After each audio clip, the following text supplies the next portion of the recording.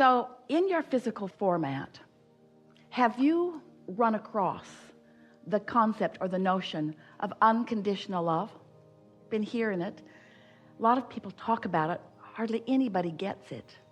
Most think that unconditional love means look at a condition that is horrible and love it.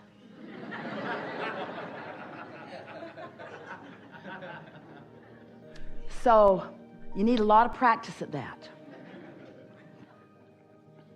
But you can't look at unwanted and be a vibrational match to wanted, so you're never able to accomplish that.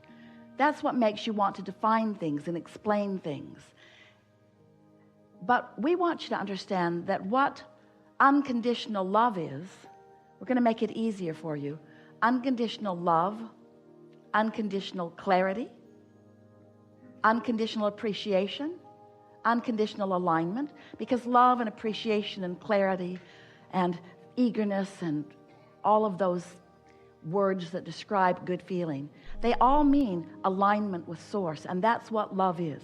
Alignment, pure alignment, non-resistance. So unconditional love or clarity is about being in love or clarity. We have enjoyed this interaction immensely. But the words unconditional love are not just a goal for you to accomplish. It is also the process by which to accomplish it, all in the sentence. Unconditional love means love. We've enjoyed this interaction immensely. It means, do you know what it means? Can you feel what it means? It means withdrawing your attention from the condition that prevents the love. Unconditional love means there are conditions that you love and there are conditions that you don't love, but when you train yourself to sift and sort for the best conditions, you train yourself to be a conditional liver. You're looking at conditions, and if there are good conditions, you feel wonderful, and if there are not good conditions, you feel terrible, but then you have no control because your reality is full of conditions. Have you noticed? There are conditions everywhere. Don't turn on the television, whatever you do. It will bring a myriad of conditions to you. The television news networks, they scour the planet for things that they know will frighten you.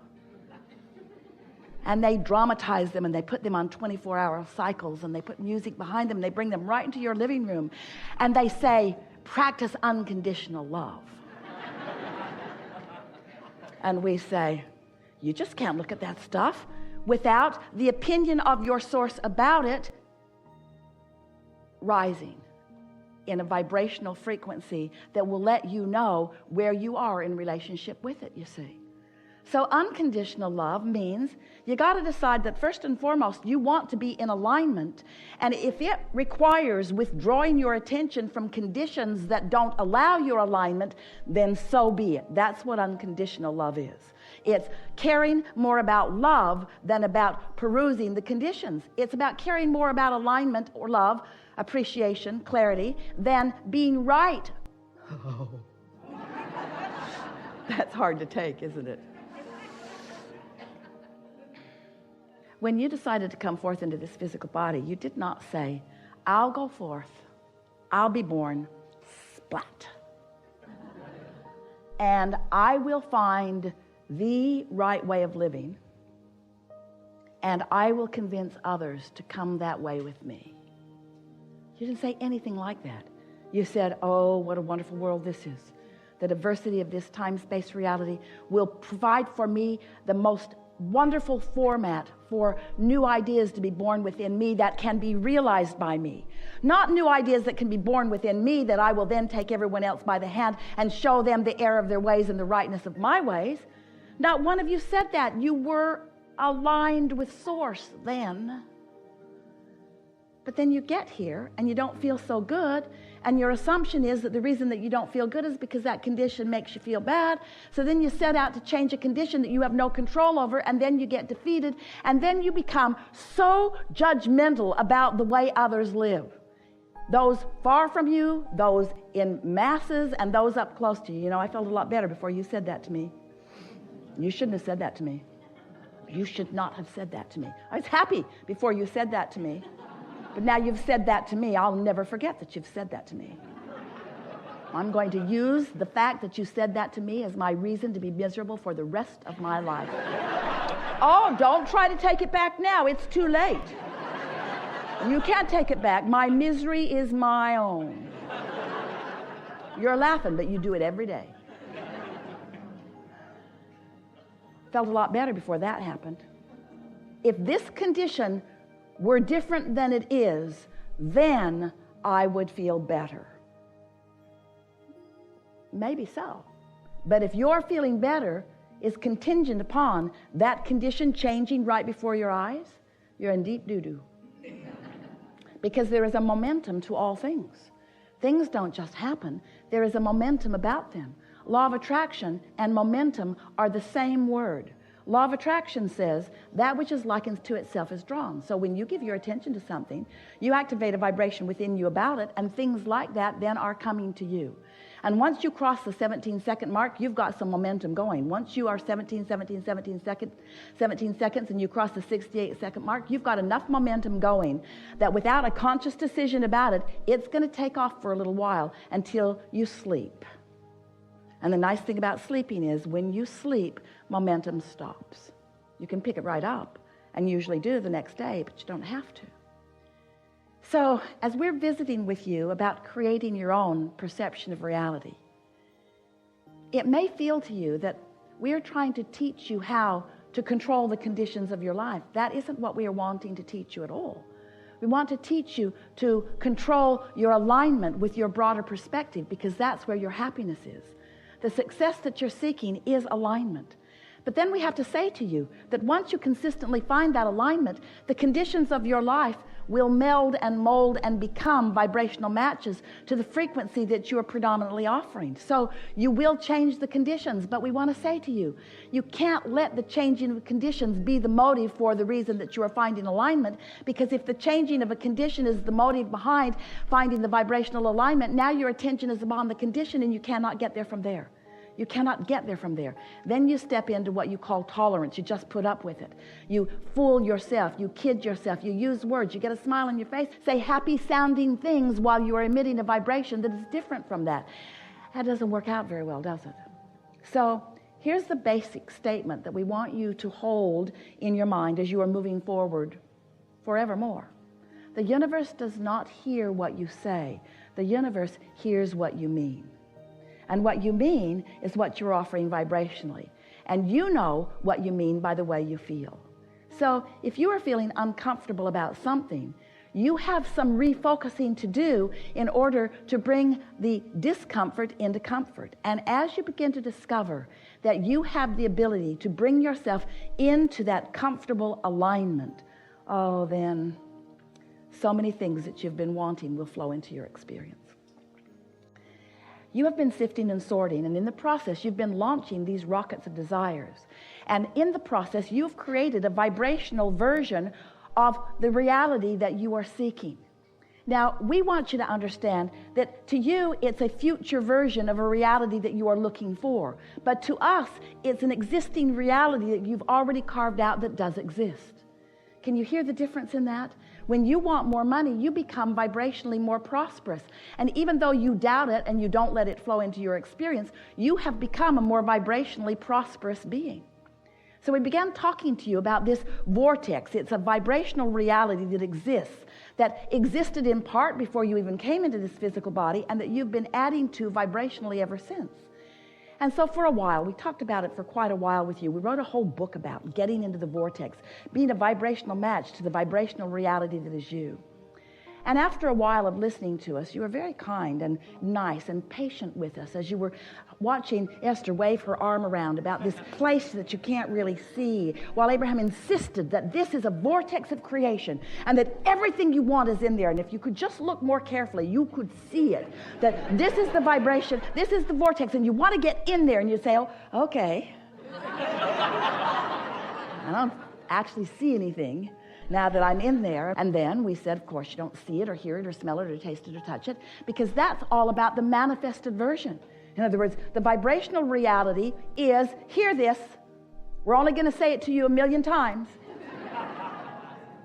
The vibrational version of it is, oh, we can't wait to tell you, and yet we want to let there be enough suspense that you remember when we do tell you. The vibrational version is unconditional. Now, there should be a lot bigger gasp in the room. Because what that means is the conditions have not been realized yet by you. You began saying things to us such as, Abraham, I'll accept your odd version of all of this. I can accept that I was something before I was this. And I'll even accept that that something still exists and that there is some relativity to it. And I guess I can accept that my emotions speak to that relationship. And I'll play your silly game. Okay, there's a vortex. There's a vortex and everything I want is in it. So Abraham, how do I get my money out of the vortex and into the bank? That's what I really want to know. And it's really what we want you to know. There's no satisfaction. You're physical beings. You've come forth into this physical time-space reality. You are creators. You have come to manifest things. It is never our intention to get you to just be happy with the vibrational version of things. We just want you to know that the vibrational version of things exists and that it does have a frequency and that you've got to feel yourself to the frequency before there is a match and before it can be realized by you. If you want money and you're complaining about not having enough, your money is not going to come out of the vortex into your bank account because there is too much vibrational discord going on with you. So over time, we've been explaining lots of different ways. You got to find the feeling of the money. And you say to us, and we understand, how can I find the feeling of something that isn't? And we say, but you see, you've trained yourself so conditionally. You have been such responders to conditions that you don't realize that you could respond to a vibration and create a condition. You did not come to face reality. You came to create reality. But you can't create a new reality while you've got your undivided attention upon the reality that exists. If you let what is be the reason that you offer the vibration that you offer, it's just going to keep repeating itself. Different places, different faces. Same scenario over and over and over and over again. You don't need our word for that. You know it. You've been living it, haven't you? Different places, different faces, but not much shifting. If you just keep looking at what is and talking about what is and joining groups that also are agreeing about what is, as you keep talking about what is and how much you don't like what is and how long you've been living what is that you don't want to live what is and how many others are living the same what is that you don't want and how somebody else should do something about changing the condition about what is so that you could just observe what is and feel better. And we say, give it up. Give it up. You're only going to continue to perpetuate what is. And a lot of what is pretty sweet, isn't it? There's a lot of what is that you want to continue. There's a lot of what is that is good as it is and is getting better all the time. There is a lot of what is that is really the way you want it to be. But there is some of what is that is not the way you want it to be. And those things, you've got to get your attention off of the what isness of them and onto the vibrational essence of what you are seeking. And so what we want you to leave this gathering really feeling, and you're in a place where you can get it easily, is that in all of all that is, there only is and only ever has been and only ever will be right here, right now. There's only now and how you feel, and only now and how you feel, and only now and how you feel. And you have control over how you feel now and how you feel now and how you feel now. And as you begin exercising that control over how you feel now and how you feel now, how you feel now is just going to be enhanced in how you feel now. And then you will be less attached to what's coming next, because what's coming next is not necessary for how you feel now. And then you will understand firsthand what unconditional love is, what alignment with source energy is, and then you will know who you are and why you are here. You will know what your purpose of life is. Your purpose of life is joy.